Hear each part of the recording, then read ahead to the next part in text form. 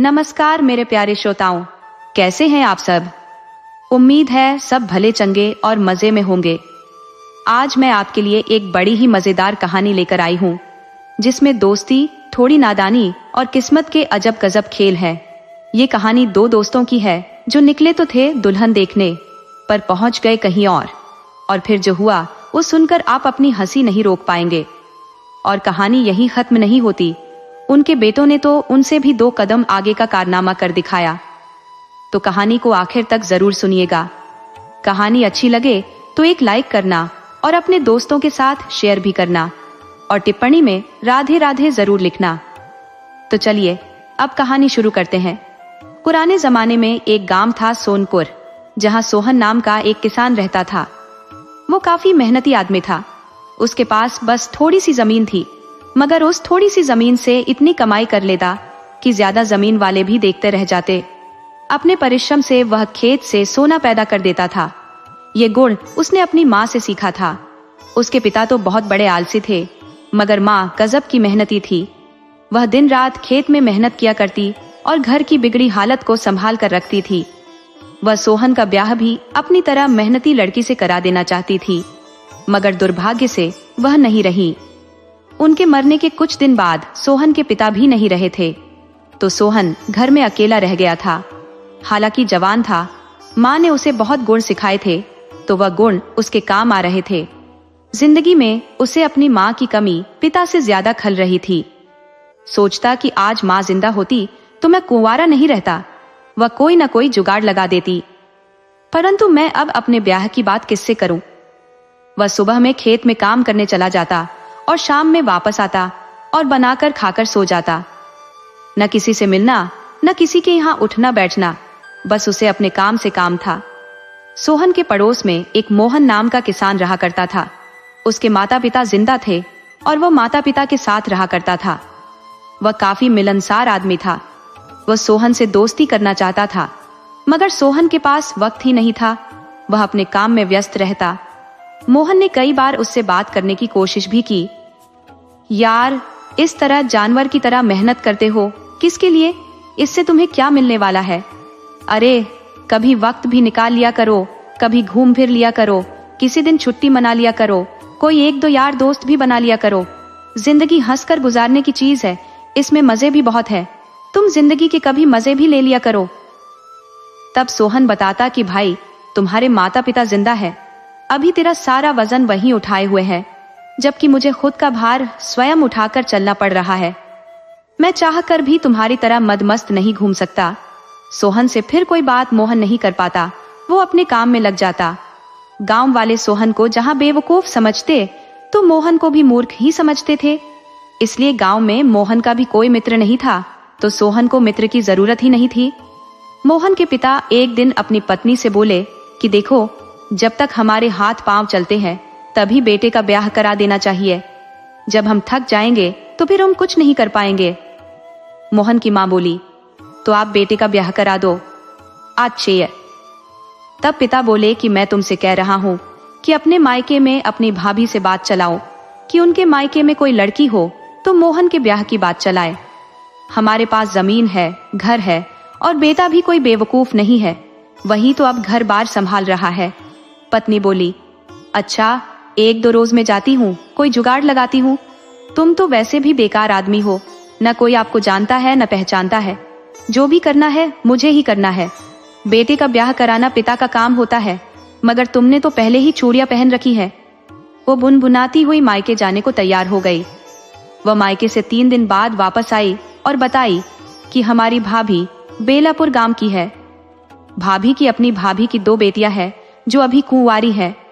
उनके ब्याह के लिए उनके माता पिता काफी परेशान है, मगर उनके पास कोई रुपया पैसा नहीं है।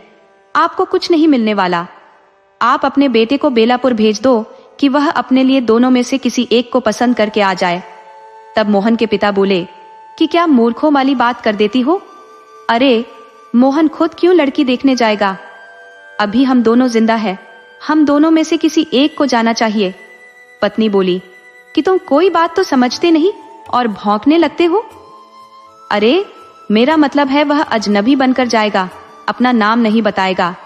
वह हमारा पड़ोसी सोहन बनकर भी तो उनके घर जा सकता है और अच्छी तरह लड़कियों को देख लेगा। तब मोहन के पिता बोले कि ऐसे कैसे देख लेगा? अरे कोई भी अपनी बेटियों को अजनबी के पास नहीं भेजता कि देख लो ये हमारी बेटियां हैं। पत्नी बोली कि आपको भौंकने के अलावा भी कुछ आता है? मैं आपसे कोई बात नहीं करूंगी, जो समझाना होगा मोहन को समझाऊंगी। आपको समझाने से भी कोई लाभ नहीं होने वाला, आखिर जाना तो उसको है। मोहन की मां ने मोहन को बताया कि तुम बेलापुर चले जाओ, मगर वहां मोहन बनकर मत जाना, अपना कोई नाम बदल लेना और यह बात भूलकर भी मत कहना कि लड़की देखने आया हूं। हो सके तो उनके घर भी मत जाना, उनके घर के आसपास ठहर जाना। गरीब लोग हैं, पति पत्नी सभी मेहनत करते हैं, उनकी लड़कियां भी काम में खूब हाथ बटाती होंगी, तो तुम उनके रूप रंग पर मत जाना, यह देखना कि काम सबसे ज्यादा कौन करती है। मोहन बोला, माँ जब अधूरा बताओगी तो मेरे समझ में कुछ नहीं आएगा। मुझे उस गांव में किसके यहाँ जाना है और किसकी लड़की को देखना है और क्यों देखना है? तब माँ बोली कि तुम भी अपने पिता की तरह ही बेवकूफ हो, तुम्हें कुछ सूझता नहीं। अरे तुम्हें बेलापुर गांव दीनानाथ के घर जाना है, उनकी 2 बेटियां हैं, उसी में से किसी एक से तेरा ब्याह करना है। इसीलिए तुझे वहां भेज रही हूँ कि तुम अपने लिए उनमें से किसी एक को पसंद कर लो और उन्हें पता भी न चले कि तुम उन्हें देख भी आया है। हाँ, एक बात का ध्यान रखना कि तुम लड़की की सुंदरता पर मत जाना। सुंदरता जुगनू की तरह है, सिर्फ आदमी भ्रम में पड़ा रहता है, जबकि मेहनती लड़की नसीब से मिलती है जो पति के कंधे से कंधा मिलाकर चलती है। हम गरीब लोग हैं, हमें मेहनती बहू चाहिए। मोहन बोला कि माँ मैं अकेले नहीं जा सकता, मैं कभी अकेले गया ही नहीं हूँ। माँ बोली कि तू किसी अपने मित्र को साथ ले ले। मोहन बोला कि मेरा कोई मित्र कहाँ है? सोहन है तो किसी की सुनता नहीं है, मेरी किसी से दोस्ती नहीं है। तब उसकी माँ बोली कि तू चिंता मत कर, सोहन को मैं समझा दूंगी, वह तेरे साथ चला जाएगा।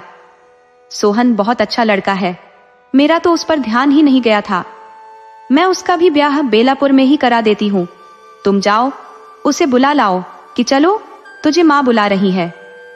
मोहन गया और सोहन को बुला लाया कि माँ तुझे बड़े जरूरी काम से बुला रही है।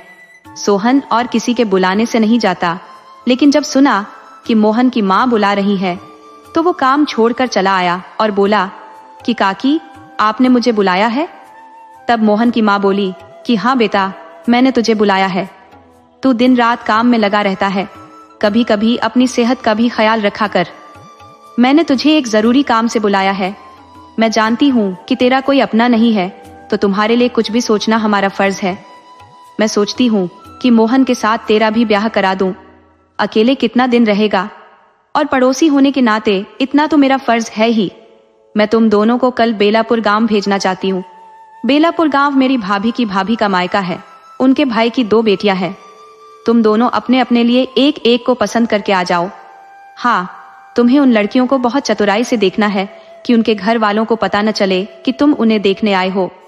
सोहन को अब तक कोई ऐसा नहीं मिला था जो उसकी चिंता करे, मगर पहली बार आज किसी ने उसकी चिंता की थी, तो वह एक बार भी इनकार नहीं कर सका और मोहन के साथ बेलापुर गांव जाने को तैयार हो गया।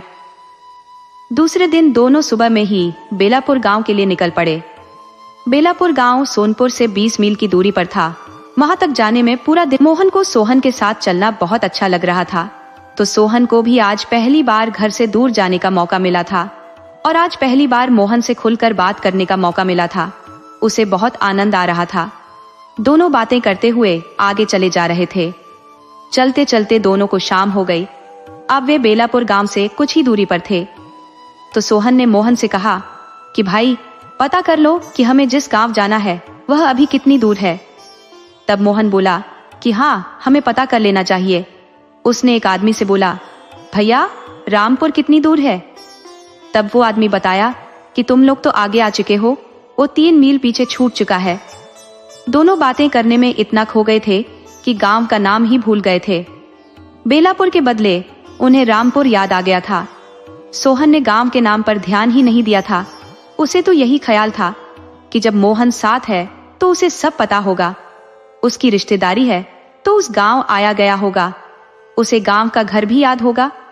मगर जब उस आदमी ने बताया कि रामपुर 3 मील पीछे छूट गया है, तब मोहन से बोला कि भाई, तुम बातों में इतना लग गए कि गांव छोड़कर इतना आगे चले आए। अब चलो पीछे चलते हैं। मोहन बोला कि मुझे बहुत थकावट हो गई है, अभी थोड़ा बैठकर आराम कर लेते हैं, उसके बाद पीछे चलते हैं। सोहन बोला, अरे यार, शाम हो गई है, बैठकर आराम करने लगेंगे तो रात हो जाएगी। तब मोहन बोला कि कुछ भी हो, पहले हमें आराम कर लेना चाहिए। थक तो सोहन भी गया था, तो दोनों बैठकर एक पेड़ के पास आराम करने लगे थे।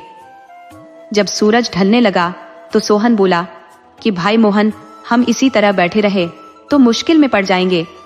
किसी भी नए गांव में दिन के उजाले में ही जाना चाहिए, वरना रात के वक्त घर ढूंढने में काफी परेशानी होने लगती है। चलो जल्दी से हम उस गांव में चलते हैं। दोनों वहां से उठकर पीछे रामपुर गांव के लिए चल दिए। उस गांव तक जाने में दोनों को रात हो गई। उधर उस गांव में दो लड़कियों की विदाई के लिए, उनका गौना कराने के लिए उनके पति और सगे संबंधी आए हुए थे। दोनों लड़कियां तो सगी बहनें थीं और जुड़वां थीं, जबकि उन्हें ले जाने दो गांव से उनके पति आए थे। दोनों का ब्याह 10 साल पहले हो गया था। तब वह बच्ची थी, मगर अब सयानी हो चुकी थी। दोनों के रंग में थोड़ा अंतर था, एक गोरी थी तो एक सांवली थी। उनके पति यह मानकर चल रहे थे कि मेरी औरत गोरी है, इसलिए मुझे गोरी वाली को ले जाना है। तो दोनों ने लड़की के पिता को सुना दिया कि मैंने जब ब्याह किया था तब गोरी लड़की से किया था, इसलिए हम गोरी वाली को ले जाएंगे, इसमें आप कोई छल मत करना। तब लड़की का पिता बताया कि तुम दोनों को अपनी अपनी पत्नियों का नाम तो याद है ना, तुम्हारे साथ उस नाम वाली ही लड़की भेजी जाएगी। अब इस वक्त गाल मत बजाओ, जिसकी जो पत्नी है उसके साथ जाएगी, चाहे वो काली हो, गोरी हो, अंधी हो, लंगड़ी हो, मोटी हो, छोटी हो या बहुत खूबसूरत हो, राजकुमारी हो, जिसके नसीब में जो है वो चली जाएगी। लड़की के पिता की बात सुनकर लड़के वाले भड़क गए कि तुम्हारी बात से लगता है कि धोखाधड़ी करोगे। हम कुछ नहीं जानते, हम गोरी वाली लड़की को ही ले जाएंगे, हम बाद में क्यों, लड़की को अभी अपने कब्जे में ले लेते हैं। अब लड़की को लेकर खींचातानी होने लगी। दोनों जबरदस्ती गोरी वाली लड़की को घर में से निकाल लेना चाहते थे, तो स्थिति बिगड़ती देख लड़की के पिता ने गांव वालों का सहयोग लिया और बारातियों पर लाठी चार्ज करा दिया। लाठी की मार पड़ते ही सभी भाग गए। तब लड़की का पिता बोला कि उन लड़कों को मारना नहीं था, न भगाना था, उन्हें पकड़कर ले आओ। अब लड़कियां उनसे खुद बताएंगी कि कौन किसकी पत्नी है। गांव वाले बोले, लेकिन वह तो भाग गए। लड़की का पिता बोला कि उन्हें खदेड़ कर पकड़ लाओ, साले भागने नहीं पाए। लड़की से ब्याह करना और फिर उसे छोड़ना कोई मजाक है क्या, सालों को मारपीट कर ले आओ। गांव वाले अब उन्हें खोजने के लिए गांव से बाहर खेतों में निकल गए थे कि तभी सोहन और मोहन ने गांव में प्रवेश किया। दो नौजवानों को गांव में प्रवेश करते देख गांव वाले सोचे कि साले खुद ही चले आ रहे हैं, शायद सालों को अपनी गलती का एहसास हो गया है, तभी तो चले आ रहे हैं, मगर हम इन्हें पकड़ कर ले चलते हैं। गांव वालों ने दोनों को पकड़ लिया और बोले कि सालों बहुत भाग रहे थे, साले ब्याह तो करोगे मगर पत्नी को ले नहीं जाओगे, छोड़कर भाग जाओगे। मोहन बोला, अरे नहीं, हम भागेंगे काहे, हम तो ब्याह के बाद अपनी पत्नी को साथ लेकर जाएंगे। गांव वाले बोले, तो फिर भागे काहे थे। मोहन बोला, नहीं, हम भागे थोड़े ही थे, वो तो रास्ता भटक कर आगे चले गए थे। हम पहले लड़की देखेंगे, उसके बाद पसंद करेंगे, फिर ब्याह कर साथ ले जाएंगे। एक गांव वाला बोला कि मारो सालों को, अभी भी पसंद की बात करता है। जिस दिन ब्याह किया था उस दिन ख्याल नहीं था, अब ब्याह हो जाने के बाद अब पसंद जैसी कौन सी बात है। सोहन बोला कि भाई मेरी बात समझने की कोशिश करो, हम अभी अभी इस गांव में आए हैं, हमारा अभी ब्याह नहीं हुआ है। गांव वाले बोले कि साले बिना पीटे मानेंगे नहीं, मारो दोनों को। मोहन बोला कि मारोगे काहे, हम जब ब्याह को तैयार है तो इसमें मारने पीटने की कौन सी बात है। गांव वाले बोले कि हम अभी तुम्हें तुम्हारी पत्नी के हवाले करते हैं, तुम उसे सुबह साथ लेकर चले जाओगे। सोहन बोला, यह तो बहुत अच्छी बात है, हम कहाँ भाग रहे हैं, चलो हम अपनी पत्नी साथ ले जाने को तैयार हैं। गांव वाले दोनों को पकड़कर लड़की के पिता के पास ले गए और बोले कि लो, हम ले आए तुम्हारे दोनों दामाद को।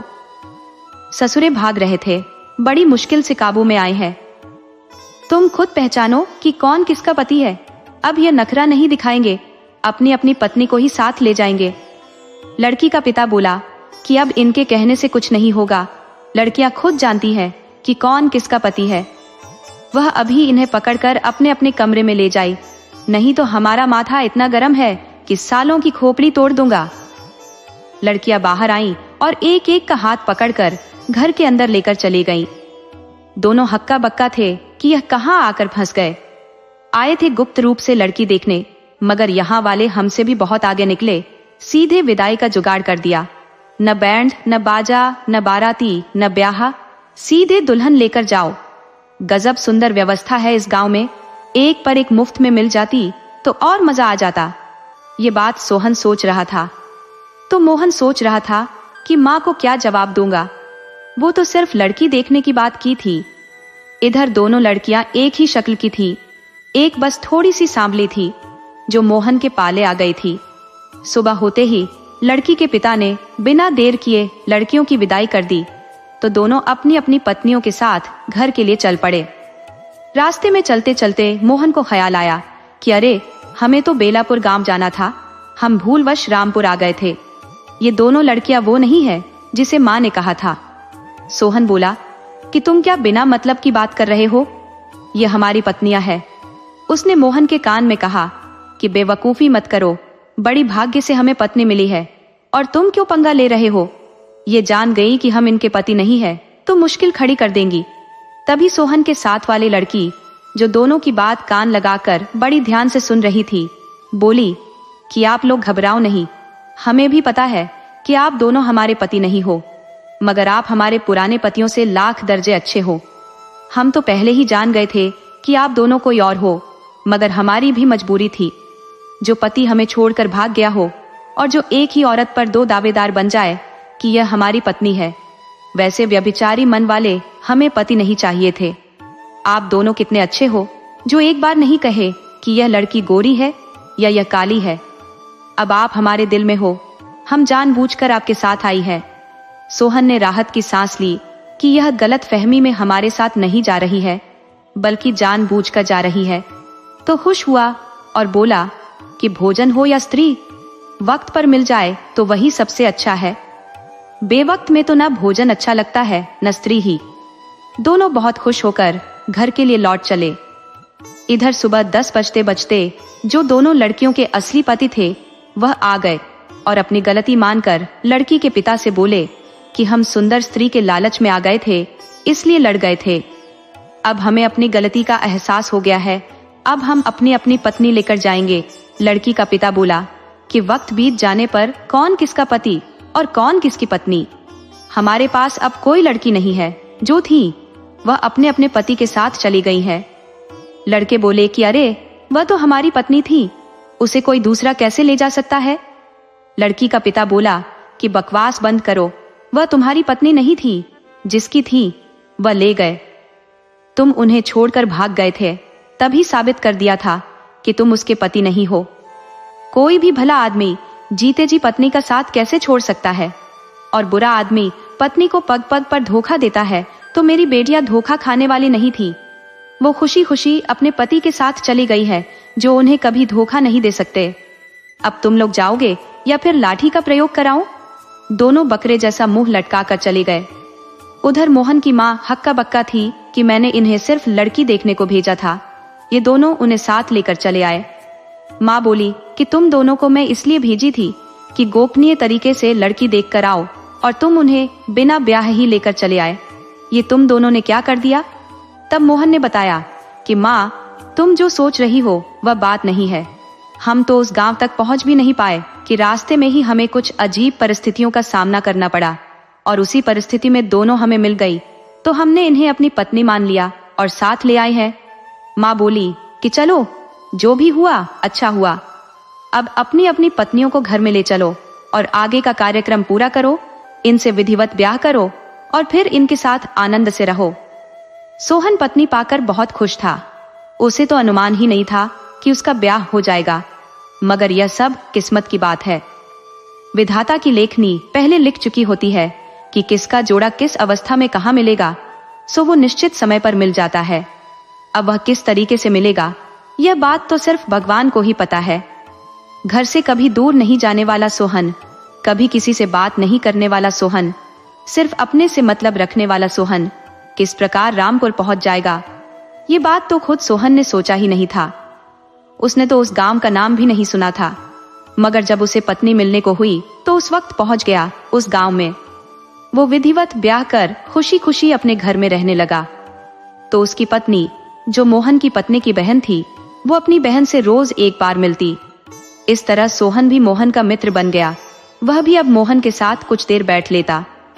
किसी काम से कहीं बाहर जाना होता तो दोनों साथ ही जाते। दोनों की मित्रता प्रगाढ़ हो गई।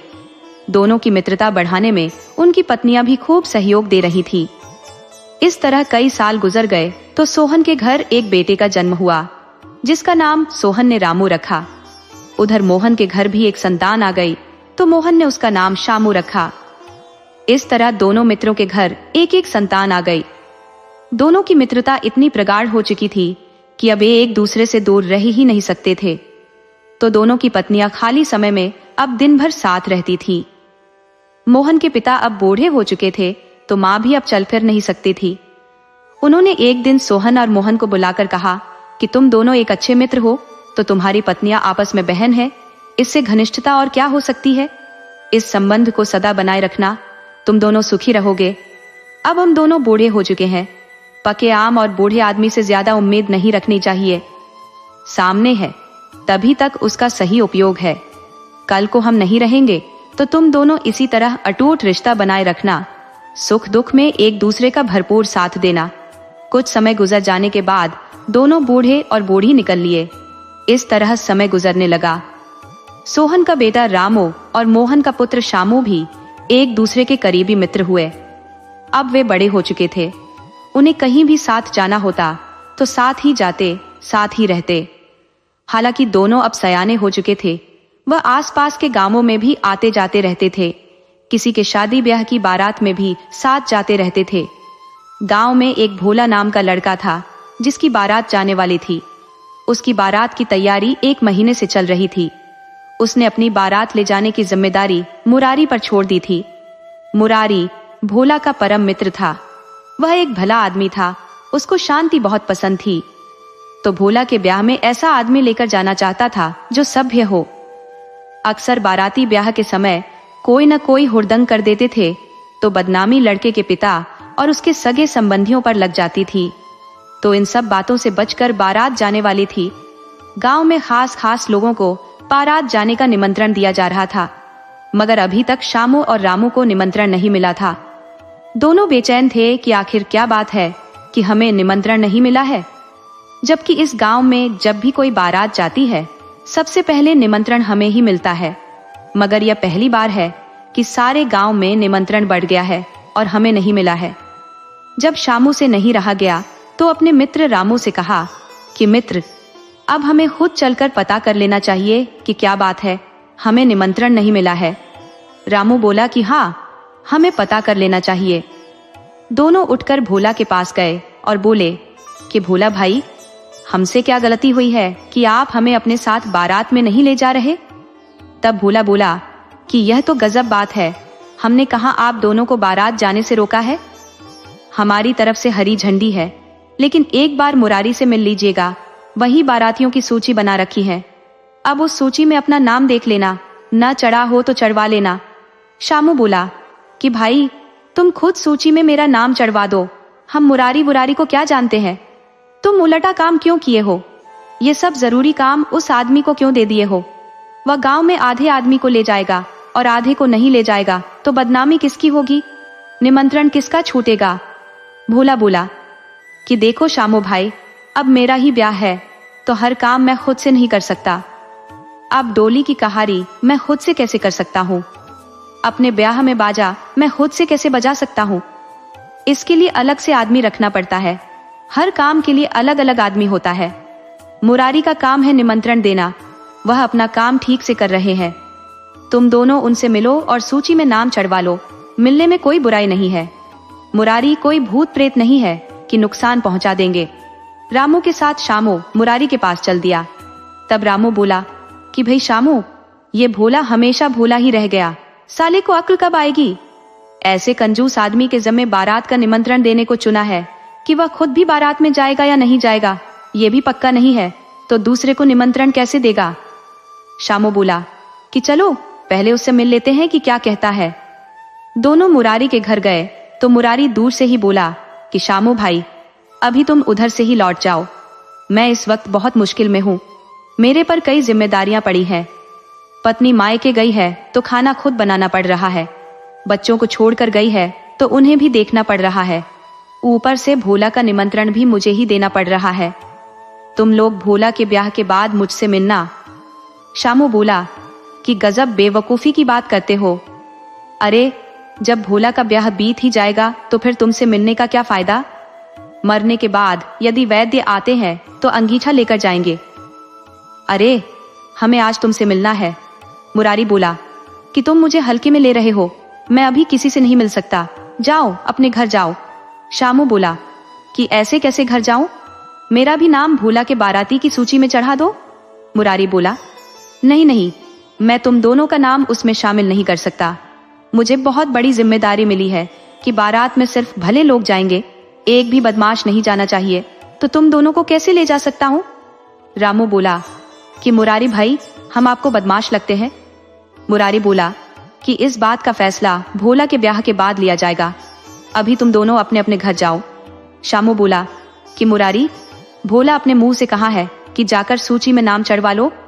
मुरारी बोला कि शामू, काहे बेवकूफों वाली बात करते हो। अरे सभी मुंह से ही बोलते हैं, कोई पीछे से नहीं बोलता। भोला की इस वक्त कौन सुन रहा है, इस वक्त जो मैं कहूंगा वह होगा, इस वक्त भोला का कुछ नहीं चलने वाला। शामू बोला कि मुरारी, तुम नम का हरामी कर रहे हो, जिस थाली में खा रहे हो उसी में छेद कर रहे हो, तुम इसी वक्त हमारा नाम सूची में चढ़ाओ। मुरारी बोला कि तुम्हारे बाप का राज है क्या कि जो कहोगे मैं वही करूंगा। मुझे तुम दोनों बदमाशों को नहीं ले जाना, वहां चोर उचक्कों की जरूरत नहीं है। शामू बोला कि तुम खानदानी चोर हो और दूसरे को गलत समझ रहे हो। भोला का माथा गड़बड़ा गया है जो तेरे को नौकर रख लिया है, जाओ बांधो निमंत्रण, नौकर कहीं का।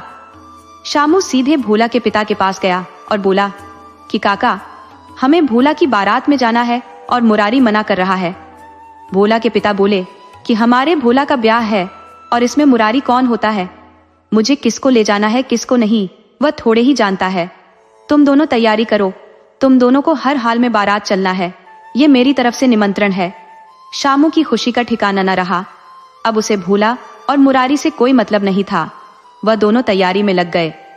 उधर मुरारी ने छांट छांट कर कुछ आदमियों को ही बारात में जाने का निमंत्रण दिया था, मगर ऐन वक्त पर भोला के पिता ने सारे गांव को निमंत्रण भिजवा दिया। जब बारात निकली तो मुरारी ने माथा पीट लिया, उसने तो इतने लोगों को निमंत्रण दिया ही नहीं था, फिर इतने लोग कहां से हो गए। आखिर बारात गांव से निकली और अपनी मंजिल पर पहुंच गई। वहां समय से द्वार पूजा की रस्म हुई और अब सभी के खाने पीने की तैयारी होने लगी कि तभी किसी ने सूचना दी कि जमींदार साहब का हाथी चोरी हो गया है, जरूर इन बारातियों में से किसी ने चुराया है। जमींदार बहुत बदमाश आदमी है, खंभे में बांधकर पिटवाता है, अच्छा होगा कि बाराती हाथी लौटा दे, वरना पिटने को तैयार रहे। इतना कहकर घर वाले भोला और उसके पिता को लेकर घर में चले गए और घर का दरवाजा बंद कर लिया। शामू बोला कि अरे ये क्या तमाशा है, हम लोग हाथी कैसे चुरा सकते हैं, हाथी कोई चूहा थोड़े ही है कि कोई छिपा लेगा। उधर मुरारी बड़बड़ा रहा था कि काका पागल आदमी है, वह चोर बदमाश सबको निमंत्रण दे दिए हैं, अब चोर ससुरा इस बारात में आकर हाथी पर ही हाथ साफ कर दिए, अब एक दूसरे का मुंह देखने से कोई लाभ नहीं होने वाला, जल्दी भागो यहाँ से, नहीं तो जमींदार मारकर खाल उतार लेगा। बाराती मुरारी के हड़काने पर पास के जंगल में भाग गए। वह बड़ी तैयारी के साथ बारात करने आए थे कि वहां खाने को लजीज व्यंजन मिलेगा, खूब छक्कर खाने को मिठाई मिलेगी, मगर यहाँ तो पीने को पानी तक नहीं मिला। उस आदमी के घर के ठीक सामने एक जंगल था, उसी में सब भाग गए। जंगल छोटा था, गनीमत थी कि कोई खतरनाक जानवर उसमें नहीं रहता था, तो सभी उसी में जाकर बैठ गए। सभी को खतरा सता रहा था कि जमींदार ने किसी को पकड़वा लिया तो बहुत मारेगा। शामू को समझ में नहीं आ रहा था कि कोई इतना बड़ा हाथी लेकर भाग कैसे गया और जमींदार उसे देख भी नहीं पाया। अभी इसी उधेड़बुन में पड़े थे कि किसी ने खबर दी कि जमींदार का हाथी मिल गया है। महावत उसे नहलाने के लिए 4 कोस दूर नदी में ले गया था, अब वापस आ गया है। हाथी के वापस आते ही गांव वालों ने देख लिया कि हाथी मिल गया है। वो महावत से पूछ बैठे कि भैया, ये हाथी तुम्हें कहाँ मिला? इसे किसने चुराया था? तब महावत बोला कि यह हाथी है, कोई बकरी का बच्चा नहीं कि कोई इसे चुरा ले। मैं इसे स्नान कराने नदी ले गया था, ये चोरी नहीं हुआ था। क्या किसी ने चोरी की अफवाह फैलाई थी क्या कि हाथी चोरी हुआ है?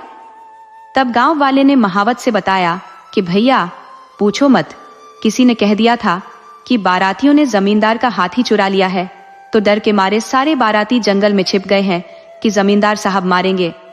ये बात महावत ने जमींदार से कही कि आपके डर से बाराती जंगल में भाग गए हैं। जमींदार बोला कि यह तो गलत हुआ है, यह अफवाह फैलाने वाला जितना बड़ा मूर्ख है, उससे भी ज्यादा बाराती मूर्ख है। उन्हें इतना भी नहीं सूझा कि इतना बड़ा हाथी कोई चुरा कैसे सकता है। जमींदार बोला कि यह तो मुझे बदनाम करने की साजिश है, जाओ बारातियों को वापस लाओ और उन्हें खिलाओ पिलाओ। तब वह आदमी जाकर बताया कि भैया, यह तो सिद्ध हो चुका है कि तुम सब चोर हो, मगर कितना बड़ा चोर क्यों न हो, हाथी नहीं चुरा सकते, इसलिए जल्दी से वापस चलो और भोजन करो। सभी बाराती मुंह लटकाए, नजरें झुकाए वापस आ गए और किसी तरह खा पी कर रात में ही घर को वापस हो लिए। शामू को बारात में आने का पछतावा हो रहा था। उसे अगले दिन रामू के साथ रामपुर गांव में एक निमंत्रण पर जाना था, तो घर आते ही फिर से रामपुर के लिए निकल लिए, मगर वे भूल गए कि किसके घर जाना है और क्यों जाना है। वो आगे एक बारात में गए कि यही दावत खाकर लौट चलेंगे, मगर वहां तो पहले से खाने वालों की सूची बनी थी। वह एक एक आदमी का नाम पूछकर अंदर जाने दे रहे थे, तो दोनों वहां से खिसक लिए। अब सोचे कि अब हम किसके घर जाए, हमें तो पता ही नहीं है कि किसके घर जाना है। वह अंदाज से ही आगे बढ़ चले कि और कोई कहीं जुगाड़ बन जाता है तो दावत उड़ा देंगे। जब आगे एक गली से गुजर रहे थे कि एक आदमी ने पूछ लिया, भैया तुम ही दोनों बसंतपुर से आए हो अपने भाई के लिए लड़की देखने? तो शामू बोल पड़ा, हाँ हम बसंतपुर से आए हैं। तो वह आदमी जल्दी से दोनों को घर में ले गया और बोला कि भाई बड़ी देर कर दी, हमें तो लगा था कि तुम आओगे ही नहीं, परंतु कोई बात नहीं, देर आए दुरुस्त आए। वो आदमी दोनों को घर के अंदर ले गया और दोनों की खूब खातिरदारी की। दोनों खा पी कर आराम करने लगे। वह आदमी बोला कि तुम दोनों लड़की को सुबह में देखोगे या अभी? तब शामू बोला कि हम सुबह में देखेंगे। दोनों आराम करने लगे।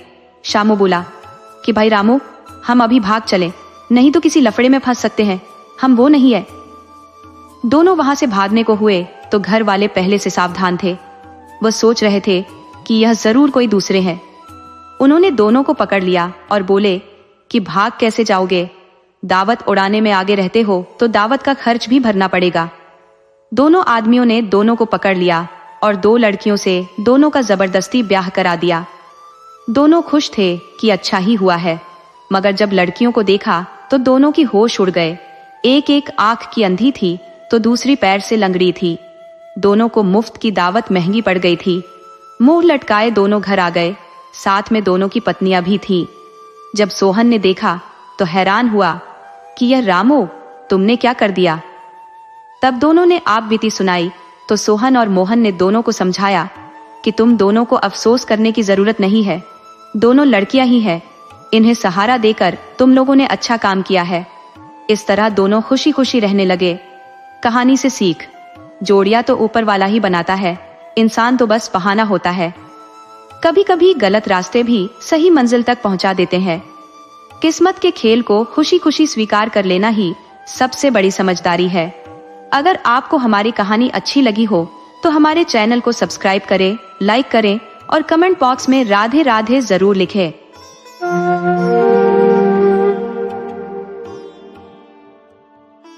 आज मैं आपके लिए एक ऐसी कहानी लेकर आई हूँ जिसमें एक ब्राह्मण की सच्चाई और उसके बेटे की भक्ति की परीक्षा होती है।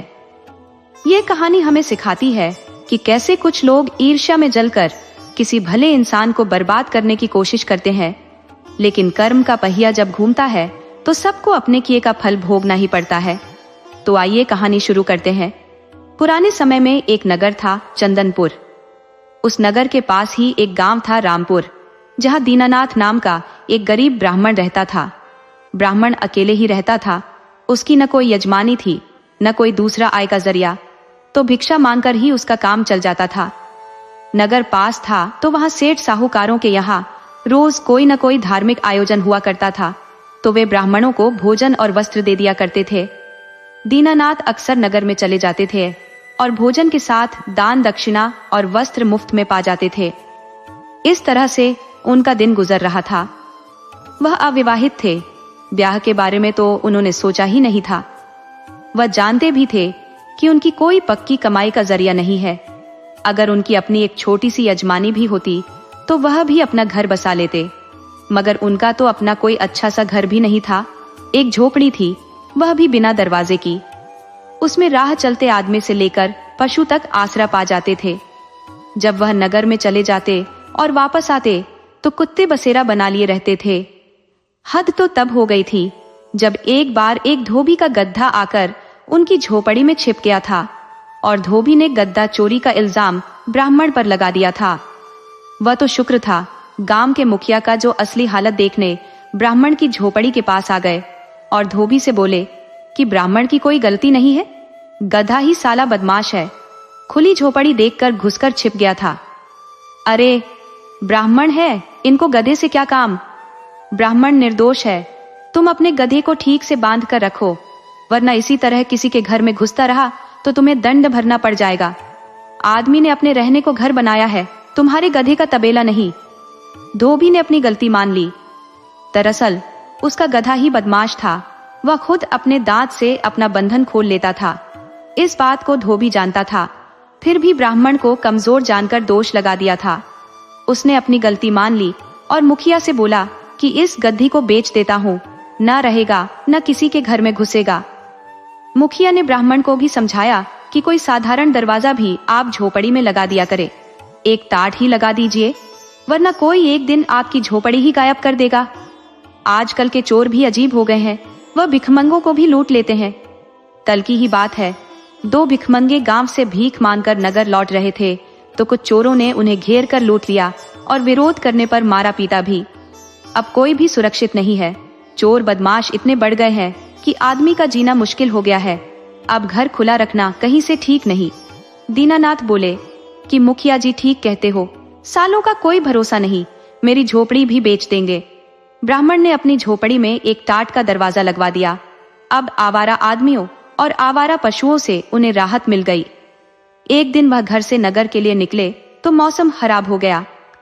वह नगर में नहीं जा सके तो सोचा कि पड़ोस के गांव में ही चलकर 2-4 घरों में मांग लेता हूं, खाने का काम चल जाएगा, नगर में कल जाऊंगा।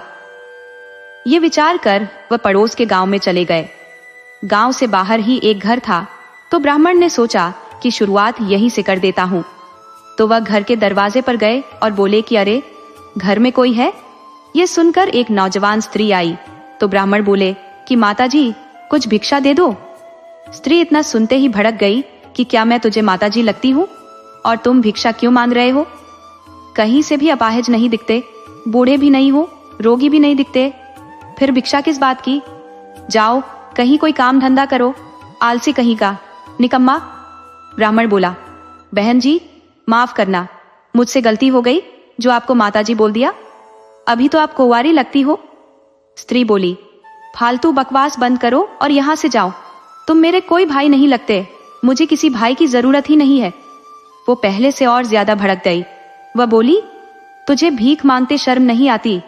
तुम मुझे देखो, मेरे पास कोई खेती बाड़ी नहीं है, पिता का जमा किया धन नहीं है, फिर भी अपने परिश्रम से अपनी माँ और अपना गुजारा शौक से कर लेती हूँ।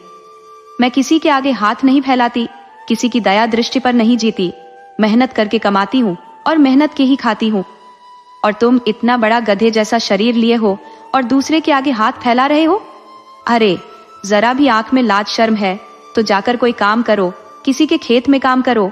आजकल शहर में काम मिल जाते हैं, बहुत जंगल झाड़ पड़े हैं, लकड़ियां काटो बेचो, रोजगार की कोई कमी नहीं है, मगर तुम ये सब क्यों करोगे? मुफ्त की खाने की आदत जो पड़ गई है। अब जाओ, मुझसे बहस मत करो। मैं भीख मांगने वाले नौजवानों को देखना भी नहीं चाहती।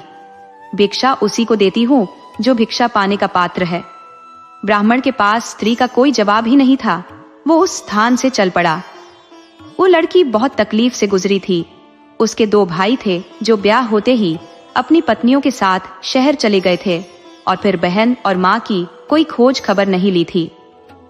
लड़की के पिता पहले से ही नहीं थे, तो लड़की मेहनत मजदूरी कर अपनी और माँ की खर्च चलाती थी। हमेशा देखने में आया है कि पुत्र को पुत्र हो जाते हैं, मगर 90% बेटियां माता पिता के लिए जान छिड़कती है। वह माता पिता की शान होती है, वह माता पिता की जान होती है। माता पिता भी बेटे बहू की अपेक्षा बेटियों पर घमंड करते हैं कि बुरे वक्त में बेटियां ही काम आएंगी। उस लड़की के भाई भाभी उसे छोड़ चुके थे, माँ को छोड़ चुके थे, तब भी वह शान से मेहनत के बल पर जी रही थी। उधर ब्राह्मण आगे गांव में भिक्षा मांगने को चला तो गया, मगर उसकी हिम्मत ही नहीं पड़ी कि किसी के घर भिक्षा मांगे।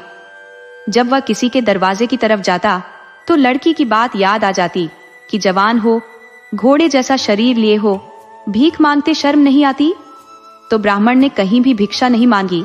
सुबह से शाम होने पर घर लौट चला, मगर घर लौट जाने से भी तो पेट नहीं भरना था। तो सोचा कि रास्ते में जंगल है, वहीं से कुछ लकड़ी इकट्ठा कर लेता हूँ। उसके पास कुल्हाड़ी तो थी नहीं, तो कुछ सूखी लकड़ियां इकट्ठी की और घर की तरफ चल दिया कि तभी वह लड़की कहीं से काम करके वापस लौट रही थी। उसने देखा कि जिस ब्राह्मण को झिड़की लगाई थी वह तो लकड़ी लिए आ रहा है। उसके दांत का असर इतना होगा उसने तो सोची भी नहीं थी। वो पास आई तो बोली कि जरा रुकना, ये लकड़ी बेचोगे? ब्राह्मण ने हाँ में सिर हिलाया तो लड़की ने 1 आने में लकड़ी खरीद ली। ब्राह्मण 1 आना लेकर घर आ गया। उस जमाने में 1 आने की कीमत कम नहीं थी। 1 आने में आदमी भरपेट भोजन खरीद सकता था। तो ब्राह्मण घर न आकर पहले बाजार गया। रास्ते में ही बाजार था, वहां भोजन सामग्री मिल जाती थी। तो एक ढाबा भी था जिसमें लिट्टी और चोखा खिलाया करते थे। ब्राह्मण ने 1 आने में भरपेट भोजन खाया। उसे आज भोजन में बहुत आनंद आया। मेहनत की कमाई का आनंद ही कुछ और होता है। ब्राह्मण ने सोच लिया कि भूल से भी अब भिक्षा नहीं मांगेगा। वो फिर से उसी गांव की तरफ निकल गया। उस गांव के पास बहुत जंगल था। तो दूसरे दिन भी कुछ लकड़ी इकट्ठा की और घर की तरफ चल पड़ा। सोचा कि रोज तो वह लड़की मिलेगी नहीं, और मिल भी गई तो लकड़ी खरीदेगी नहीं, तो चलकर बाजार में बेच देता हूँ। वो बाजार वाले गांव में गया तो एक आदमी मिल गया और बोला कि ब्राह्मण, तुम ये क्या काम शुरू कर दिए हो? इन लकड़ियों का क्या करोगे? तब ब्राह्मण ने बताया कि इन्हें बेचना है। तो वह आदमी बोला कि आप जिस तरह की लकड़ी लिए हो वैसी लकड़ी होती तो बहुत अच्छी है, मगर बाजार में इसे कोई नहीं खरीदता। इस लकड़ी का कोई आपको 1 पैसा भी नहीं देगा। आप इस लकड़ी को मुझे दे दो, बदले में मेरे घर चलकर भोजन पालो। ब्राह्मण ने स्वीकार कर लिया। इस तरह ब्राह्मण रोज किसी न किसी के दरवाजे लकड़ी लेकर पहुंच जाता, तो कोई भी आदमी लकड़ी के बदले भोजन दे देता। एक दिन वह जा रहा था लकड़ी लेकर कि वो लड़की मिल गई। बोली कि आप जरा ठहरो, मुझे आज ही पता चला है कि आप ब्राह्मण हो और मेरे कह देने से लकड़ी बेचने लगे हो। अगर मेरे कहने से ऐसा करते हो तो आप मुझे माफ करो। मैंने अनजाने में बिना सोचे समझे आपको बहुत ज्यादा बोल दिया था, और मेरी बात के असर से बदल गए हो, तो आप एक बार और बदल जाओ और अपना पुराना काम ही करो। ब्राह्मण बोला, नहीं, अब मैं इस काम को नहीं छोड़ सकता। मुझे इस काम में बहुत आनंद आ रहा है। मैंने अब मुफ्त में खाना छोड़ दिया है और तुम तो मेरी गुरु बन गई हो। लड़की बोली कि आप नहीं समझते कि मेरी कितनी बुराई हो रही है। लोग कहते हैं कि लड़की ने ब्राह्मण को लकड़हारा बना दिया है। आप नहीं समझ सकते कि मेरी प्रशंसा में भी लोग बुराई कर रहे हैं। आप ब्राह्मण हो तो ये काम छोड़कर पूजा पाठ कर लिया करो, कथा सुना दिया करो। आप कोई यजमानी पकड़ लो, किसी मंदिर का पुजारी बन जाओ, साधु संत का साथ पकड़ लो, मगर यह लकड़ी वाला काम छोड़ दो। ब्राह्मण बोला कि देखिए, चोरी और बदमाशी को छोड़कर कोई भी काम बुरा नहीं होता। मैं इस काम से बहुत खुश हूँ। लड़की बोली कि मैं समझ रही हूँ कि आप कुछ भी बुरा नहीं कर रहे, मगर मेरा नाम जुड़ जाने से मुझे परेशानी हो रही है। आप इस काम को छोड़ दो या फिर किसी दूसरी जगह जाकर यह काम करो। मुझे समझ नहीं आता कि आपने मेरे गांव को ही इस काम के लिए क्यों चुना है। वह ब्राह्मण से बोली कि यह लकड़ी आज मुझे दे दो और मेरे घर चलकर भोजन खा लो। मैं चलकर ताज़ा खाना बना देती हूँ। क्या है कि आज मुझे काम के पैसे नहीं मिले हैं, मगर मेरी बात कान खोलकर सुन लो कि फिर इस गांव में लकड़ी लेकर नहीं आओगे। ब्राह्मण लकड़ी लेकर लड़की के घर चला गया। उधर लड़की ब्राह्मण के लिए घर में भोजन बनाने चली गई। लड़की की माँ ब्राह्मण से बोली कि आप देखने से ब्राह्मण लगते हो। अरे तुम तो वही हो किसे 6 महीने पहले मेरी बसंती नी आपको झिड़की लगाकर भगा दिया था। मगर आप उसकी बात का बुरा मत मानना, जो मन में आता है बोल देती है, मगर है दिल की साफ। आप ब्राह्मण हो, मेरा एक काम कर दो, किसी गरीब के घर इसका ब्याह सेट करा दो। मेरे पास देने को कुछ नहीं है, सोचती हूँ कि किसी गरीब के साथ भी रही तो मेहनत कर जीवन बसर कर लेगी। आपके जानकारी में कोई हो तो बताना। जब उसकी माँ बाहर बात कर रही थी तो घर के अंदर से लड़की सब बात सुन रही थी। बोली कि माँ, मुझे सब बात सुनाई पड़ रही है, तुम फालतू की बात मत किया करो, तेरे जीते जी मैं तुझे छोड़कर कहीं नहीं जाने वाली। माँ बोली कि तू मेरी खातिर अपनी जिंदगी नहीं खराब कर सकती, और मैं ब्याह के बाद तेरा साथ कहाँ छोड़ने वाली हूँ। तू जहाँ रहेगी वहीं मेरा जुगाड़ हो जाएगा। अरे मैं जानती हूँ कि कोई राजा तुझे ब्याह कर नहीं ले जाने वाला, कोई असहाय गरीब ही होगा तो वह हमारे साथ रह लेगा। ये ब्राह्मण हमारे लिए जरूर कोई बंदोबस्त कर देंगे। लड़की खाना लेकर आई और ब्राह्मण को खिला दिया। वह ब्राह्मण को विदा करते वक्त बोली कि आप माँ की बातों में मत आना, मुझे अभी ब्याह की कोई जल्दी नहीं है, मुझे किसी के बंधन में नहीं रहना है। ब्राह्मण वहां से घर के लिए चल दिए, मगर रास्ते में सोचते रहे कि लड़की कितनी अच्छी है, मगर मेरा नसीब कहाँ कि उससे ब्याह कर लूं, और फिर मैं दरिद्र आदमी अपना पेट भी नहीं भर पाता हूँ। क्योंकि लड़की ने पहले ही मना कर दिया था कि माँ की बात पर ध्यान मत देना, तो वह ध्यान नहीं दिए। लड़की ने यह भी मना कर दिया था कि लकड़ी बेचने का काम मत करना, मेरी बदनामी हो रही है। लोग मेरी प्रशंसा तो खूब कर रहे हैं, मगर उस प्रशंसा में भी मेरी बदनामी छुपी है। अब क्या बदनामी थी वह लड़की ही समझ सकती थी। ब्राह्मण के पल्ले कुछ नहीं पड़ा। अब सोच लिए कि मैं कल से लकड़ी काटने बेचने नहीं जाऊंगा। मैंने मुफ्तखोरी एक बार छोड़ दी है तो दोबारा उसे नहीं कर सकता। किसी के आगे हाथ फैलाने का सवाल ही नहीं उठता। ब्राह्मण दूसरे दिन घर से निकलकर नगर के लिए चल पड़े कि किसी सेठ के यहाँ कथा या उत्सव में भोजन पाने में कोई बुराई नहीं है। हाँ, यदि वह अपनी इच्छा से बुला ले जाए तब। तो ब्राह्मण ने सोच लिया कि वह नगर में ही जो कुछ करना होगा करेगा। नगर जाने के लिए ब्राह्मण ने आज एक दूसरा रास्ता पकड़ लिया था, जो एक छोटे जंगल से होकर गुजरता था। उस रास्ते से ब्राह्मण कभी नहीं गए थे। उन्हें वह जंगल बड़ा सुंदर लगा तो उसमें इधर उधर घूमने लगे। तभी उन्हें एक पुराना मंदिर दिखाई पड़ा, जिसकी सफाई कभी हुई ही नहीं थी। वो धूल और पत्तों से भरा पड़ा था। मंदिर के आसपास बहुत घास उगाई थी। देखने से मंदिर खंडहर प्रतीत होता था, मगर मंदिर बिल्कुल ठीक हालत में था। बस उसकी सफाई की जरूरत थी, मगर सफाई भी एक दिन में एक आदमी के बस की बात नहीं थी। एक आदमी करीब 1 महीना मेहनत करता, तब जाकर मंदिर साफ हो पाता। तो ब्राह्मण ने ठान लिया कि मैं अब कहीं नहीं जाऊंगा, इस मंदिर की सफाई करूंगा। होंगे कोई दाता तो भोजन देंगे, या फिर इसी तरह भगवान की सेवा करते मर जाऊंगा। ब्राह्मण ने उस मंदिर की सफाई शुरू कर दी। कोई 2 घंटे तक सफाई करते रहे तो उन्हें पता चला कि यहाँ तो एक कुआं भी है, जो मंदिर के ठीक पीछे है। वह बिल्कुल सही अवस्था में है। जंगल में चरवाहे उसी कुएं से पानी पीते हैं, उसे साफ करके भी रखे हैं। ब्राह्मण को प्यास लग गई थी, तो एक चरवाही ने ही ब्राह्मण को बताया कि पंडित जी, जरा आराम कर लो, पानी पी लो। भोजन नहीं किया है तो हमारे पास भोजन है, उसी में से आधा आधा खा लेते हैं। ब्राह्मण बोले कि भाई, इस तरह तो आप आधे भूखे रह जाओगे। तब चरवाहा बोला कि पंडित जी, आप तो पूरे भूखे रह जाओगे, हम आधा आधा ही पा लेते हैं। अभी बात कर ही रहे थे कि 3-4 चरवाहे और आ गए। वह बोले कि हम सब मिल बांट कर खा लेंगे तो कोई भूखा नहीं रहेगा। इस तरह सभी ने मिल बांट कर भोजन खा लिया, कोई भूखा भी नहीं रहा।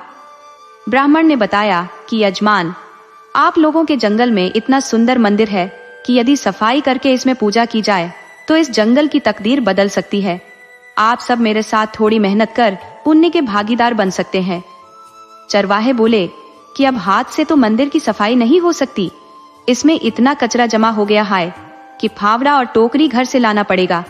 हम लोग अपने गांव से और लड़कों को लेकर आएंगे और कल ही मंदिर की पूरी सफाई करा देंगे। इस तरह 2 दिन में ही ब्राह्मण ने चरवाहों की मदद से पूरा मंदिर साफ करा दिया। जंगल के रास्ते से गुजर रहे एक सेठ ने मंदिर की रंगाई पुताई का खर्चा दे दिया तथा बोला कि मैं इस मंदिर में पूजा करने वाले को भोजन और वस्त्र का प्रबंध पूरे साल के लिए करा दूंगा। ये सिलसिला मेरे जिंदा रहने तक चलेगा। अब आगे मेरे बेटे क्या करेंगे, इसकी गारंटी मैं नहीं ले सकता। ब्राह्मण बोले कि यजमान, अब आगे की कौन सोचता है। हाँ, वर्तमान में खुश रह ले, यही बहुत है। आगे सब भगवान है, उनके शरण में जाने वाला कभी भूखा नहीं मरा है। इस तरह ब्राह्मण अब मंदिर में ही रहने लगे तथा नगर सेठ ने उनके लिए भोजन और वस्त्र का प्रबंध करा दिया। मंदिर के पास ब्राह्मण ने एक मिट्टी का घर भी बना लिया, क्योंकि वह रात को मंदिर में ही सो नहीं सकते थे। जब घर बनकर तैयार हो गया, तब ब्राह्मण ने मन में विचार किया कि अब मेरी स्थिति सामान्य हो गई है, मैं चाहूं तो अपना ब्याह भी कर सकता हूं। ब्राह्मण को यहाँ आए 6 महीने हो गए थे, मगर वह उस लड़की को नहीं भूल पाए थे।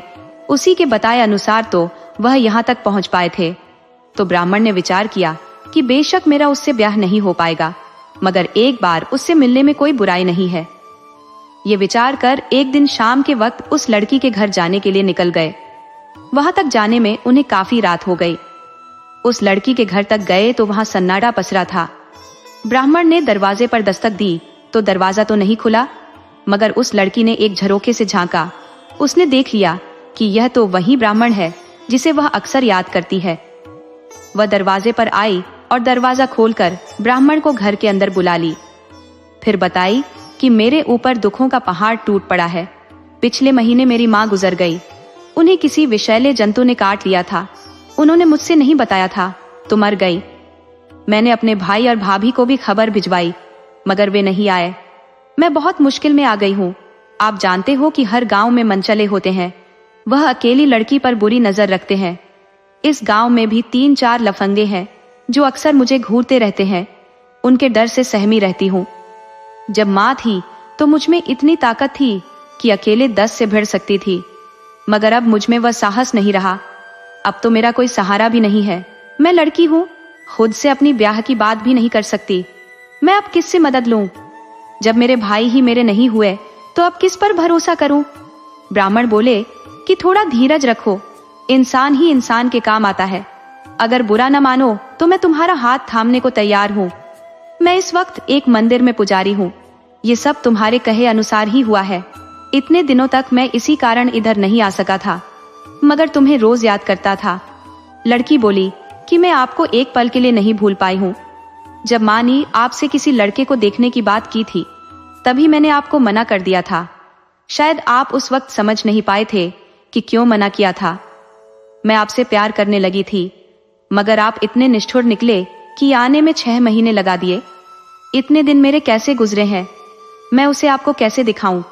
लड़की बोली कि आप थक गए होंगे, आराम करिए और ये बताइए कि आपको किसी ने मेरे घर की तरफ आते तो नहीं देखा है ना?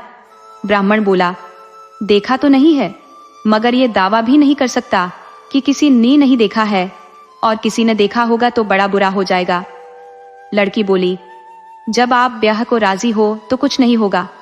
आप अभी मेरे माथे पर सिंदूर लगा दो और भगवान को साक्षी मानकर ब्याह कर लो। फिर आप मेरे घर के अंदर नहीं, बाहर बैठक में सो जाओ, जिसमें मेरी माँ सोया करती थी। हाँ, दरवाजा ठीक से बंद करके सोना। ब्राह्मण ने लड़की के बताए अनुसार लड़की को सुहागन बना दिया तथा बैठक में सोने चला गया। हालांकि ब्राह्मण को लड़की के घर में प्रवेश करते हुए एक गांव के मुस्टंडे ने देख लिया था। वह तुरंत गांव के मुखिया के पास गया और बोला कि मुखिया जी, अरे गांव में गजब हो रहा है। गांव से बाहर पवित्री व्यभिचार कर रही है। उसके घर में 4-5 बदमाश रोज आते हैं और रात भर रहते हैं। मुखिया बोला कि तुम यह क्या बकते हो? तुम खुद बदमाश आदमी हो। तुम इतनी रात में उसके घर के पास क्या करने गए थे? तब वह बोला कि नहीं जाता तो वह डूबकर पानी पीती रहती, मगर जब गया तभी तो पकड़ पाया हूँ। मेरे बात पर विश्वास नहीं है तो खुद चलकर देख लो। इस वक्त भी उसके घर में 3-4 बदमाश डेरा डाले हुए हैं। आप रंगे हाथ उसे पकड़ सकते हो। मुखिया को लगा कि मुझे देखना चाहिए। हमारे गांव की लड़की गलत काम कर रही है तो यह तो बहुत बुरी बात है। उसका असर पूरे गांव पर पड़ जाएगा। अगर यह बात सच भी है तो उसके गुनहगार सभी गांव वाले हैं। हमें उसका ब्याह करा देना चाहिए था। वह 2-3 आदमियों को लेकर उस लड़की के घर आए और बोले कि पवित्री, दरवाजा खोलो। लड़की तो पहले से शंकित थी कि गैर आदमी देखकर मुंडे जरूर बवाल करेंगे, तो उसके लिए वह तैयार थी। उसने बेझिझक घर का दरवाजा खोल दिया। मुखिया ने उसके पूरे घर को छान मारा, मगर घर के अंदर कोई नहीं था। तभी मुस्टंडा बोला कि मुखिया जी, अरे पवित्री के माथे को देखो, ये सिंदूर लगाई है, गजब हो गया। जरूर घर में कोई था, उसका प्रमाण इसके माथे का सिंदूर है। मुखिया बोला, पवित्री, ये सब क्या है? तुमने किससे ब्याह किया है? तब पवित्री बोली कि क्या ब्याह करना कोई जुर्म है? अरे, मैंने एक आदमी से ब्याह कर लिया है। मुखिया बोला कि कहाँ है वह आदमी?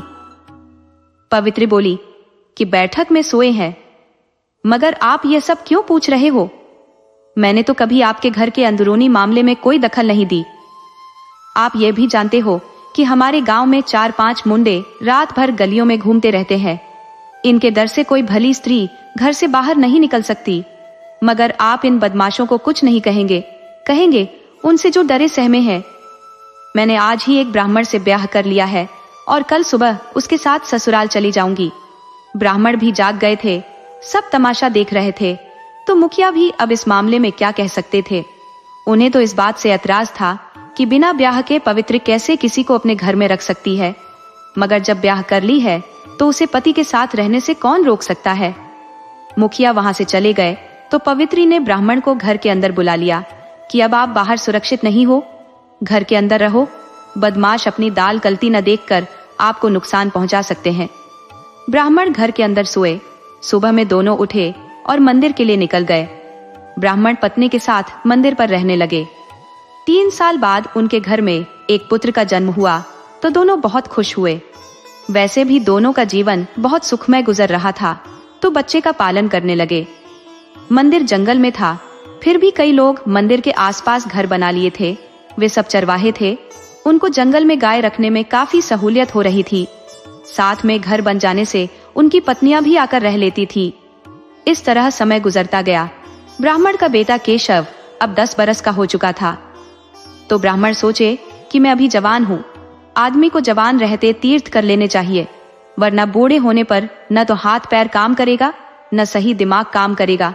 इसलिए अच्छा है कि अभी तीर्थ कर लेता हूँ। ब्राह्मण ने जब पत्नी से यह बात बताई तो पत्नी ने भी हामी भरी कि हाँ, हमें जरूर तीर्थ में चलना चाहिए। ये विचार कर अपने बेटे को अकेला मंदिर पर छोड़कर दोनों तीर्थ को चले गए। उन्हें लौट कर आना था 2 महीने बाद ही, मगर 6 महीने गुजर गए, नहीं आए। इस तरह दिन पर दिन गुजरता चला गया। कोई 3 साल गुजर गए, मगर केशव के माता पिता वापस नहीं आए, न उनकी कोई खबर मिली। तो मंदिर के पास बसे लोगों ने मान लिया कि अब पुजारी जी और उनकी पत्नी नहीं रहे। उन्होंने केशव से बताया कि अब तुम मंदिर का पुजारी बनकर पूजा करो, अब तुम्हारे माता पिता नहीं आने वाले। तो केशव उस मंदिर में पूजा पाठ करने लगा। अब भी बच्चा था तो उसका मन पवित्र था। केशव भगवान विष्णु का परम भक्त था और पूजा पाठ बहुत विधि के अनुसार करता था। उसे भगवान की पूजा में जरा भी गलती पसंद नहीं थी। वह रोज सुबह स्नान कर भगवान को भोग लगाने के लिए प्रसाद बनाता और प्रसाद तैयार हो जाने पर फिर से स्नान कर स्वच्छ वस्त्र पहनकर भोग लगाता। फिर उस प्रसाद को अन्य बने भोजन में मिला देता। फिर उसमें से अपने लिए भोजन अलग रखकर सारी प्रसाद बांट देता। बाद के लिए या दोबारा के लिए अपने पास कुछ भी प्रसाद जमा कर नहीं रखता। थोड़े ही दिन में वह मंदिर आसपास में विख्यात हो चुका था, तो उसमें बहुत चढ़ावा और प्रसाद भी चढ़ने लगा था। तो केशव सभी प्रसाद बांट देता। अब अगर कोई साधु संत बाद में पधारते तो उन्हें आटा, आलू, नमक और लकड़ी दे देता कि बनाओ और खाओ। वह खुद दिन भर भगवान का भजन करता रहता। भजन कीर्तन उसके मुंह से तब तक चलते रहते जब तक कि वह सो नहीं जाता। ऐसा करते करते उसको 12 साल बीत गए। वह कभी किसी से कोई फालतू बात नहीं करता था। उसकी भक्ति में इतनी शक्ति आ गई कि जो कुछ जुबान से बोल देता वह निश्चित है कि होकर रहता। अगर वर्षा नहीं होती तो दूर दूर से किसान पुजारी से आग्रह करने आते कि कृपा करो, पानी बरसा दो। पुजारी बोलता कि भाई, मैं कोई भगवान थोड़े ही हूँ जो वर्षा करा दूंगा। तब किसान कहते कि आप एक बार सच्चे मन से कह दो तो वर्षा हो जाएगी। तब केशव कहता कि चलो, मैं आप लोगों का दिल नहीं दुखाता, कह देता हूँ कि हे प्रभु, वर्षा करा दो। और सचमुच पुजारी के कहने मात्र से वर्षा हो जाती। कभी अतिवृष्टि हो जाती, तब भी किसान पुजारी के पास आते कि क्या पुजारी जी, अब मार डालोगे, अब वर्षा बंद करा दो। अरे, हमने आपसे प्रलय कराने को थोड़े ही कहा था, आप मना करो कि पानी न हो। तो पुजारी केशव कह देता कि हे प्रभु, अब पानी बंद करा दो, अब और पानी की आवश्यकता नहीं है। इतना पुजारी के कहने से ही वर्षा थम जाती। पुजारी केशव के इस प्रभाव से पुराने और जीर्ण मंदिर में रोज हजारों की भीड़ लगने लगी। वहीं नगर में बहुत बड़े बड़े मंदिर थे, उसमें बड़े बड़े तोंद वाले पुजारी पूजा करते थे और सेठ साहूकारों के चढ़ावे पर ऐश करते। अब उनके मंदिरों में लोगों की भीड़ न के बराबर होने लगी तो पुजारियों की समस्या बढ़ गई। उन्हें केशव जैसे बच्चे पुजारी के सामने अपनी दुकान बंद होती नजर आने लगी। तो कई बड़े मंदिरों के पुजारियों ने सभा की कि किसी भी तरह भोलवा को रोकना होगा, वरना हमें भिक्षा मांगने की नौबत आ जाएगी। साला पता नहीं कौन सा तंत्र विद्या जानता है कि सबको मोहित कर लिया है। उनमें से एक पुजारी ने अपनी उलटी खोपड़ी लगाई। उसने अन्य पुजारियों को सुझाव दिया कि एक ही रास्ता है जिससे केशव के प्रभाव को कम किया जा सकता है, और यह काम कोई स्त्री कर सकती है। दरअसल केशव के पास बांझ स्त्रियों का जमावड़ा ज्यादा लगा रहता है। जहाँ बड़े बड़े वैद्य नेम हकीम फेल हो जाते हैं, वहाँ केशव अपनी वाणी से चमत्कार कर देता है। वह जिस स्त्री को बोल देता है कि जाओ पुत्रवती हो जाओगी, तो वह पुत्रवती हो जाती है। मगर हम उसके खिलाफ किसी स्त्री का ही प्रयोग कर सकते हैं। साला अब 16 साल का हो चुका है। अब अगर कोई स्त्री केशव पर झूठा लांछन लगा दे तो उसकी कृपा खत्म हो जाएगी, और बदनामी तो बड़े बड़े ऋषि मुनियों को भी ले डूबी है।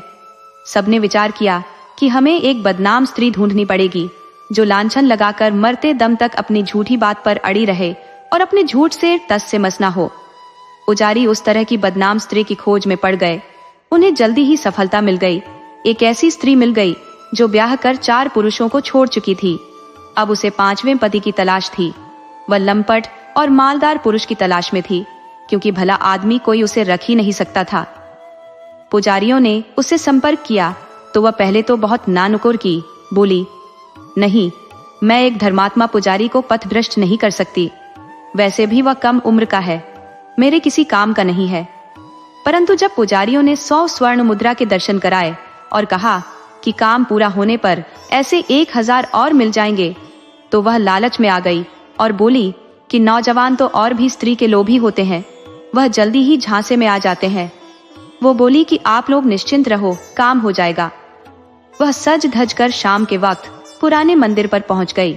उस वक्त अन्य भक्तगण संध्या आरती कर अपने अपने घर जा चुके थे। पुजारी अब अकेले ही रह गए थे। वह साधु संतों के ठहरने के लिए एक कमरा था, परंतु स्त्रियों के ठहरने लायक कोई जगह नहीं थी। पुजारी खुद मंदिर के बरामदे में ही सोते थे। पिता का बनाया कमरा भंडार गृह बन चुका था। वह स्त्री मंदिर पर पहुंच गई और पुजारी से ठहरने के लिए आसरा मांगने लगी। पुजारी बोले, देवी, यह स्त्रियों के ठहरने लायक कोई जगह नहीं है। अगर तुम्हें मुझसे कोई काम है तो सुबह में आ जाना। स्त्री बोली, मैं असहाय औरत हूँ, मेरे पति ने मारपीट कर मुझे घर से निकाल दिया है। इस नगर में मेरा कोई परिचय का नहीं है, आखिर मैं कहाँ जाऊं? मुझे आज की रात मंदिर में रहने की इजाजत दे दीजिए। पुजारी बोला, देवी जी, यह संभव नहीं है, आप कहीं और स्थान तलाशो। स्त्री पुजारी की बात सुनकर रोने लगी। स्त्री का सबसे बड़ा हथियार आंसू होता है। वह बड़े से बड़े कठोर दिल को पिघलाने की ताकत रखती है। उसके रोने कलपने से पुजारी का दिल पिघल गया। उसने वह संतों वाला कमरा उस स्त्री को ठहरने को दे दिया तथा अभी तक खुद भोजन नहीं किए थे तो अपना भोजन भी स्त्री को दे दिया। भोजन पानी लेने के बाद स्त्री से बोले कि बहन जी, अपने कमरे का दरवाजा अंदर से बंद कर लेना, क्योंकि तुम एक स्त्री हो।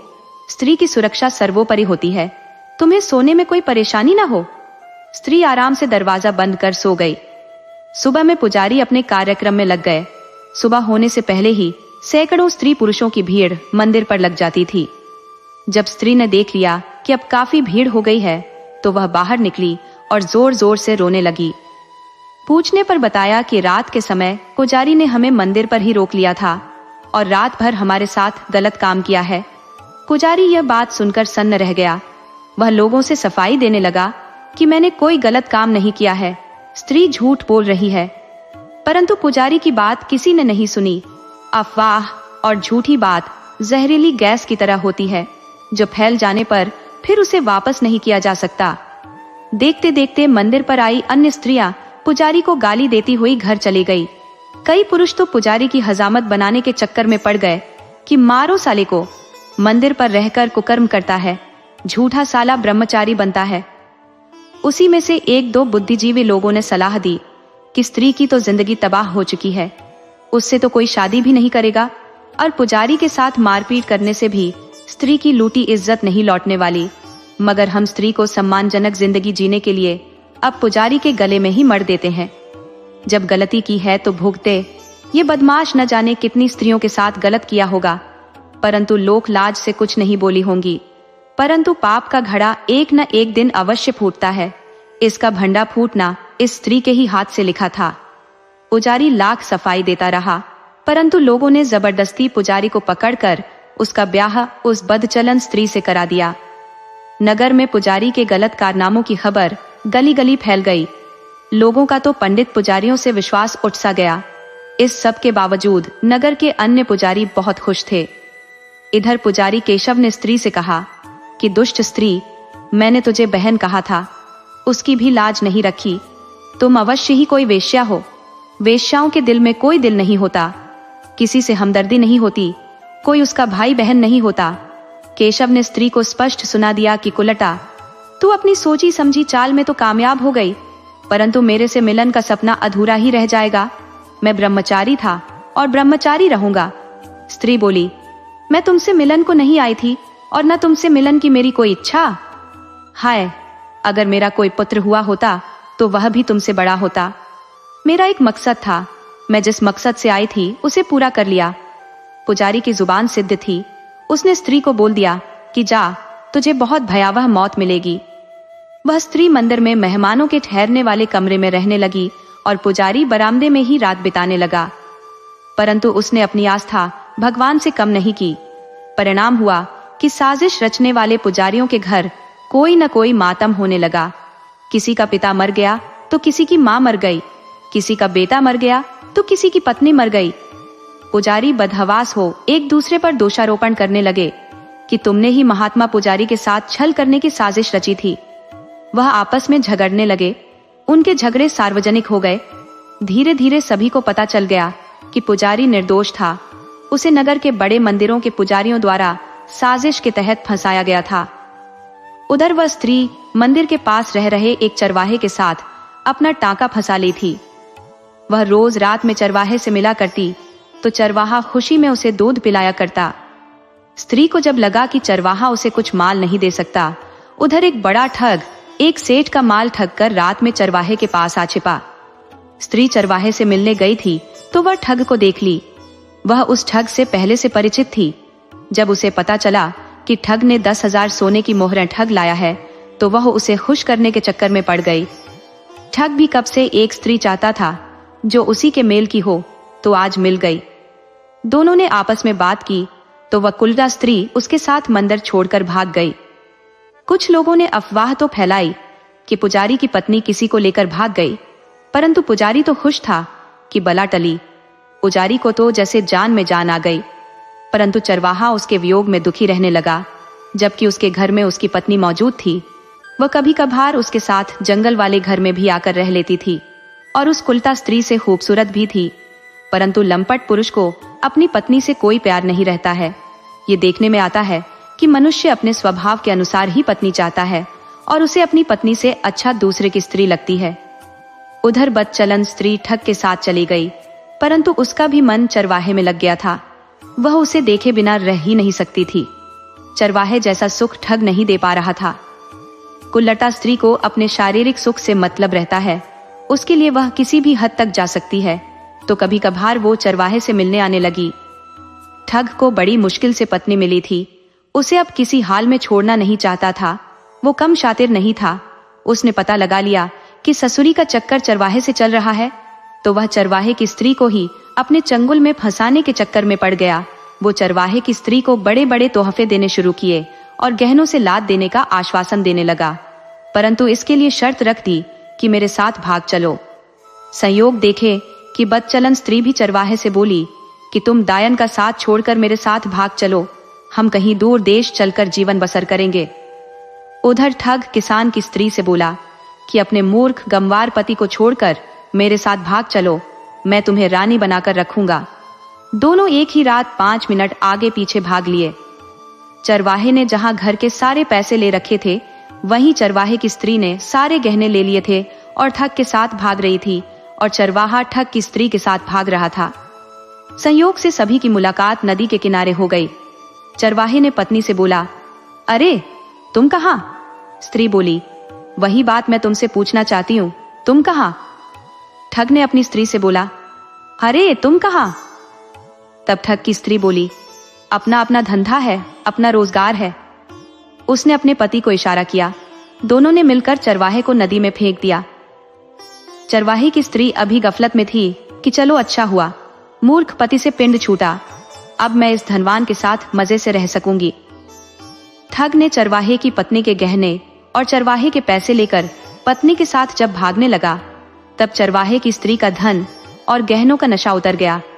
न तो वह ठग उसके साथ रहा, न पति। वो अपने पति को बचाने के लिए पानी में कूद गई, परंतु दोनों बच न सके। वह पानी में बहते जा रहे थे तथा अपनी गलतियों के लिए एक दूसरे से क्षमा मांग रहे थे। आगे नदी में एक भंवर आया और दोनों उसी में समा गए। ठग ने चरवाहे की पत्नी के गहने और चरवाहे के पैसे लेकर पत्नी के साथ कुछ दूर आगे बढ़ा। जहां नदी में पानी कम था, वो कुल्लटा पत्नी के साथ नदी पार कर उस पार चला गया, परंतु पहले से घात लगाए एक बाघ ने दोनों को मार डाला। इस तरह उन्हें अपनी करने का फल मिल गया था। पुजारी ने कहा भी था कि तुझे दर्दनाक मौत मिलेगी। उसके संपर्क में जो जो आ गए, उन्हें मौत मिली। इधर पुजारी केशव को फिर से नगर के लोग आदर सत्कार देने लगे थे। फिर से पुराने मंदिर पर भीड़ जुटने लगी थी। उनमें से एक भक्त ने पुजारी से पूछ लिया, आपने पूर्व जन्म में ऐसी कौन सी गलती कर दी थी कि आपको अपमान सहना पड़ा, बदचलन स्त्री से ब्याह करना पड़ा? पुजारी बोले, प्रभु की लीला है, इसमें भला मैं क्या कह सकता हूं। तब उस भक्त ने कहा कि आप बेशक एक पुजारी हो, परंतु आप एक सिद्ध संत भी हो, आपको सब पता है। कृपया आप बताएं कि किस गलती के कारण आपने अपमान सहा और आपकी कुलटा स्त्री से शादी हुई। तब पुजारी ने कहा कि जब नहीं मानोगे तो बताना ही पड़ेगा। वह स्त्री पिछले जन्म में एक वेश्या थी और ठग उसका ग्राहक, परंतु ठग पिछले जन्म में भी एक ठग ही था। एक दिन ठग ने वेश्या को समझाया कि यह पाप कर्म कब तक करती रहोगी, बूढ़ी होने पर बड़ी जिल्लत झेलनी पड़ेगी। तुम मेरे साथ चलो, तुम्हें पत्नी बनाने को तैयार हूं। वो ठग के साथ चली गई, परंतु उसने अपना धंधा बंद नहीं किया। एक चोर लाख साधु बन जाए, पर मौका मिलने पर हाथ की सफाई दिखा ही देता है। ठग के जाने के बाद वह कई पुरुषों से मिला करती। उस जन्म में भी मैं एक मंदिर का पुजारी था। वो एक रात एक प्रेमी के साथ मंदिर में रहने का आसरा मांगी। मैंने उसे आसरा देने से इनकार कर दिया तो वह अपने प्रेमी के साथ चली गई, परंतु ठग उसे अपने कुछ आदमियों के साथ पागलों की तरह ढूंढ रहा था। वह मंदिर पर आकर एक स्त्री पुरुष के बारे में पूछा तो मैंने बता दिया कि एक पति पत्नी अभी अभी गए हैं। ठग ने दोनों को पकड़ लिया और बहुत यातनाएं दी। ठग ने स्त्री को तो नहीं मारा, परंतु उसके प्रेमी को मार दिया। स्त्री इस घटना के लिए मुझे ही जिम्मेदार मान बैठी और मुझसे अपमान का बदला लेने की कसम खाई। उस जन्म में तो कुछ नहीं बिगाड़ सकी, परंतु इस जन्म में अकारण ही बदनाम करके रख दिया। साधु संत को किसी भी लफड़े में नहीं पड़ना चाहिए, वरना एक साधारण सी गलती के लिए कई बार जन्म लेकर आना पड़ता है। मनुष्य को चाहिए कि मान अपमान से ऊपर उठकर सिर्फ और सिर्फ भगवान की शरण ग्रहण करनी चाहिए। भक्त ने फिर पूछा कि पुजारी जी, अन्य मंदिर के पुजारी आखिर आपके पीछे हाथ धोकर क्यों पड़े थे? तब केशव पुजारी ने बताया कि यह नगर के सभी पुजारी वेश्या के ग्राहक थे और उधारी पर भी मजे लिए थे, मगर उधारी नहीं चुकाए थे। वहीं उसका 1000 स्वर्ण मुद्रा ब्याज के साथ चुकाने पड़े हैं। मनुष्य चाहे लाख बचने की कोशिश करे, मगर उसके पिछले जन्म के पाप कई जन्मों तक पीछा करते हैं। इसलिए इंसान को पाप कर्म से बचना चाहिए। कहानी से सीख, सत्य और धर्म का मार्ग कठिन हो सकता है, पर उसे कोई पराजित नहीं कर सकता। जो दूसरों के लिए गड्ढा खोदते हैं, वे अंत में खुद ही उसमें गिरते हैं। कर्म का फल अटल है।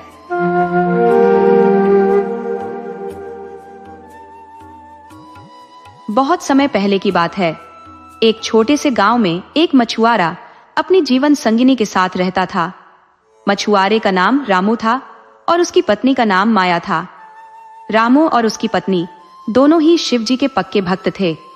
वे भगवान शिव को बहुत मानते थे और हर दिन उनकी पूजा पाठ किया करते थे। रामू जब भी मछलियां पकड़ने के लिए जाता था तो सबसे पहले मंदिर जाकर भगवान शिव को माथा टेकता था और उनके दर्शन करके ही निकलता था।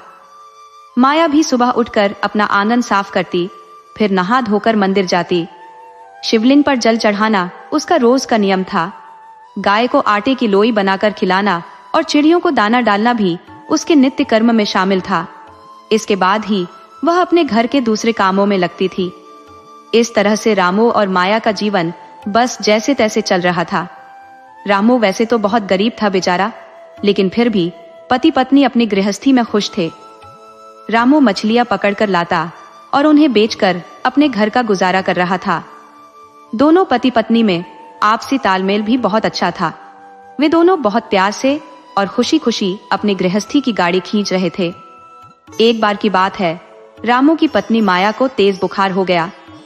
रामू ने आसपास के छोटे मोटे हकीमों से माया का इलाज करवाया, लेकिन उसका बुखार उतर नहीं रहा था। माया के बुखार से रामू अब परेशान रहने लगा, क्योंकि गृहस्थी की गाड़ी दोनों पति पत्नी से ही चलती है।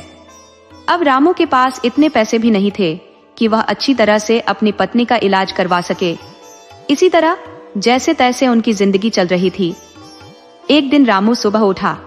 उसने अपनी पत्नी के सिर पर हाथ रखा तो देखा उसकी पत्नी माया को अभी भी बुखार था।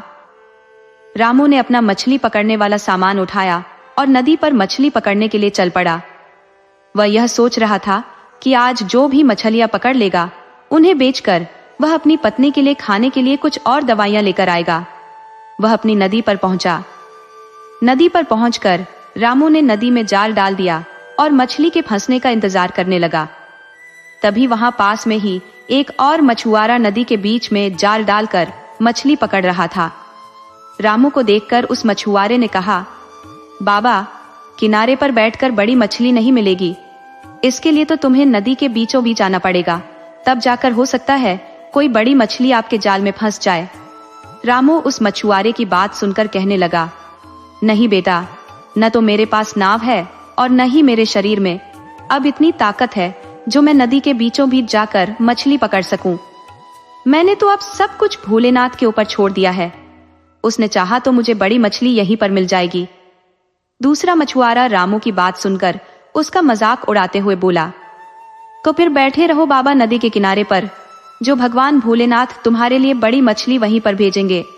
ये कहकर वह दूसरा मछुआरा जोर जोर से हंसने लगा, लेकिन रामू ने उसकी बात का बुरा नहीं माना और चुपचाप मन ही मन अपने भोलेनाथ को याद करने लगा और मछली पकड़ता रहा। काफी देर इंतजार करने के बाद रामू ने अपने जाल को बाहर खींचा।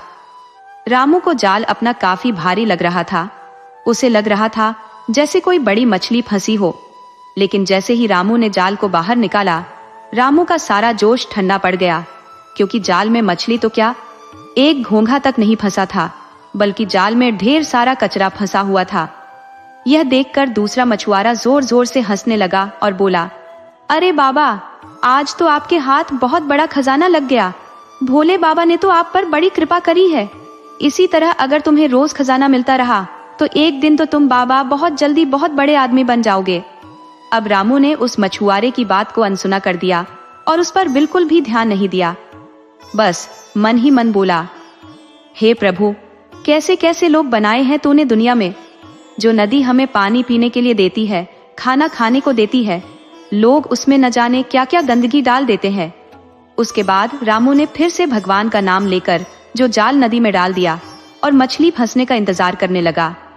काफी देर बैठे रहने के बाद रामू ने फिर से जाल को बाहर निकाला और देखा तो उसके जाल में छोटी छोटी मछलियां फंस गई थी। सुबह से मेहनत करने के कारण रामू का बूढ़ा शरीर काफी थक गया था, इसलिए जितनी भी मछलियां फंसी थी उनको लेकर अब बाजार की तरफ चल दिया था, क्योंकि उसे अपनी पत्नी की भी चिंता हो रही थी। रामू और उसकी पत्नी के कोई संतान नहीं थी, तब भी रामू भगवान को कोई दोष नहीं देता था और न ही भगवान की पूजा करनी उसने छोड़ी थी। उसका भगवान पर अटूट विश्वास था कि यह भी कोई कारण होगा जिसने भगवान ने हमें संतान नहीं दी। वे दोनों पति पत्नी अपने एक साथ में खुश थे, एक दूसरे की बहुत फिक्र किया करते थे। आज भी रामू को अपनी पत्नी की बहुत फिक्र थी।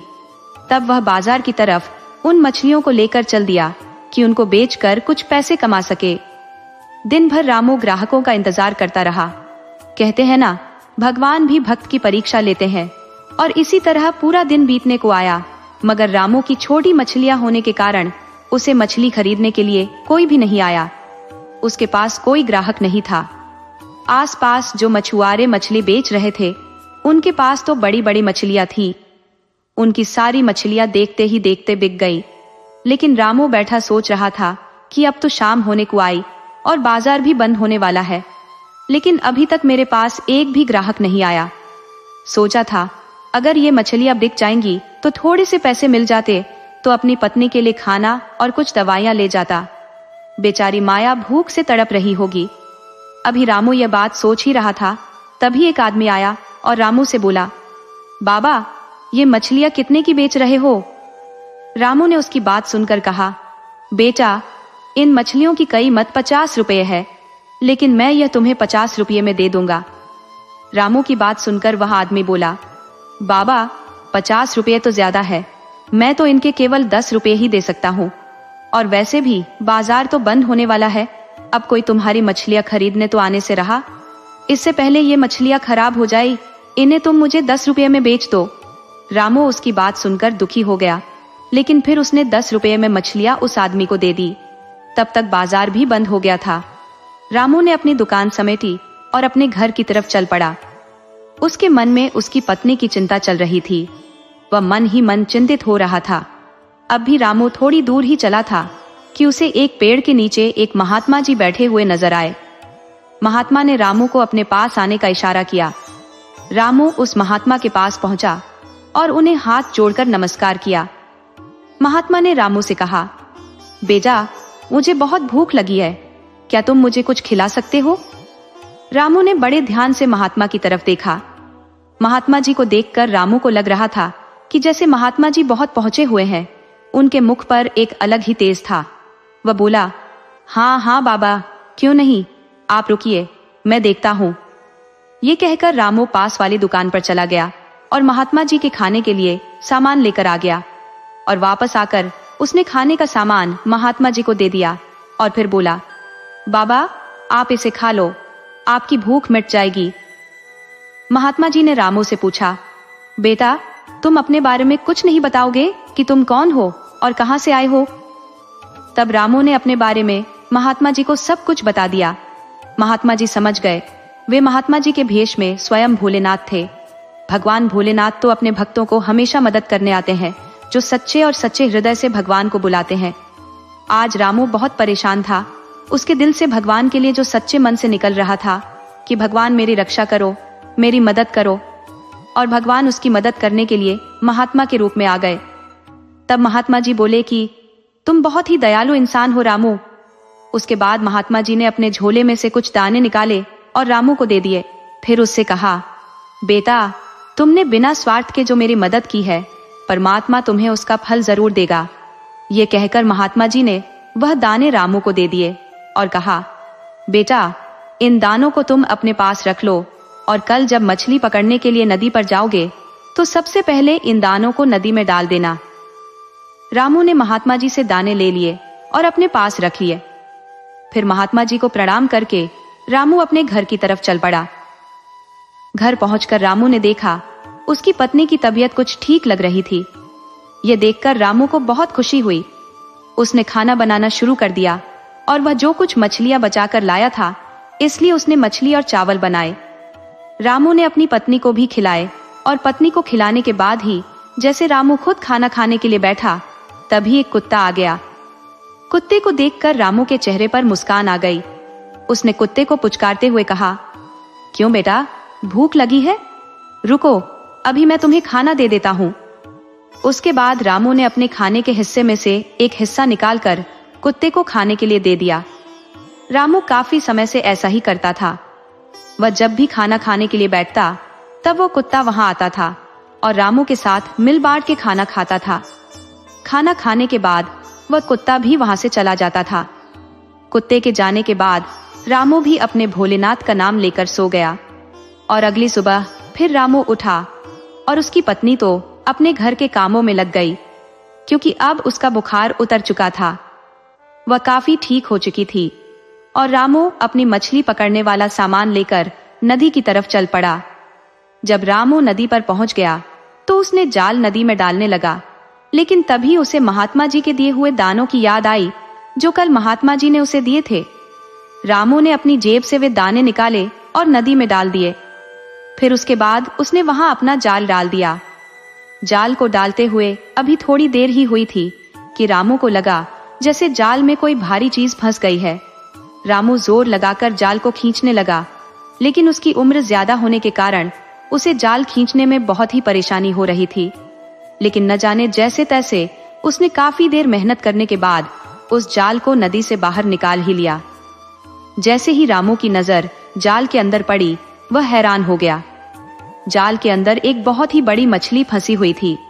पास में दूसरा मछुआरा भी यह सब देख रहा था।